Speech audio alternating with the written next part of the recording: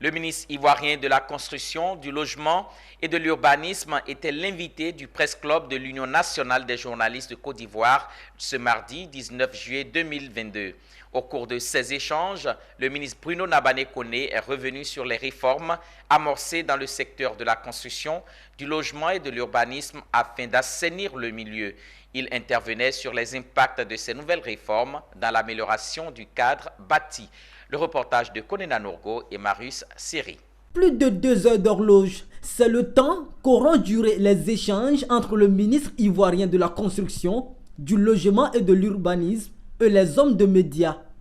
Invité du Press Club de l'Union nationale des journalistes de Côte d'Ivoire, Bruno Nabané Koné s'est livré aux questions des journalistes sur les impacts des nouvelles réformes de son département ministériel dans l'amélioration du cadre bâti. L'invité a d'abord dressé le bilan de son département, bilan qui s'élève à 9 000 contrôles en 2020 et à plus de 6 000 à mi-parcours 2022. Au titre des effondrements d'immeubles, la Côte d'Ivoire a enregistré 11 cas en 2020, 2 en 2021 et 3 cas en 2022. La situation des démolitions fait état de 2 cas en 2020, 21 en 2021 et 42 cas en 2022.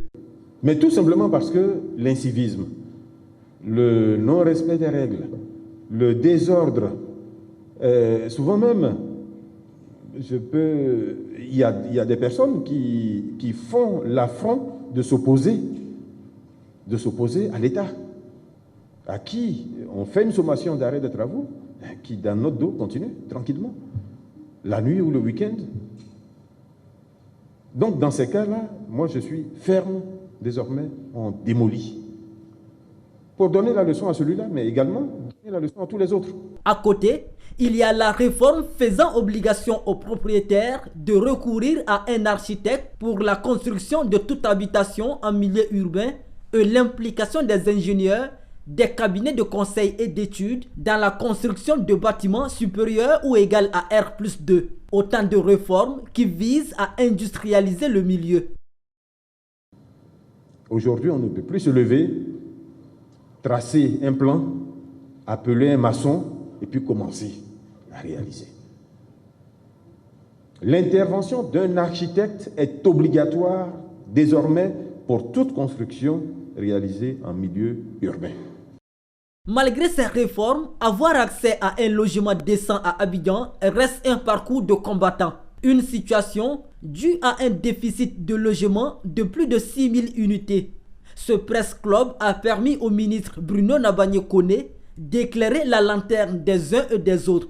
Objectif atteint pour les initiateurs. Le ministre Nabané Bruno Koné a convaincu, moi je pense, avec brio. Il a expliqué vraiment ce qu'il faut faire, la voie à suivre aux usagers.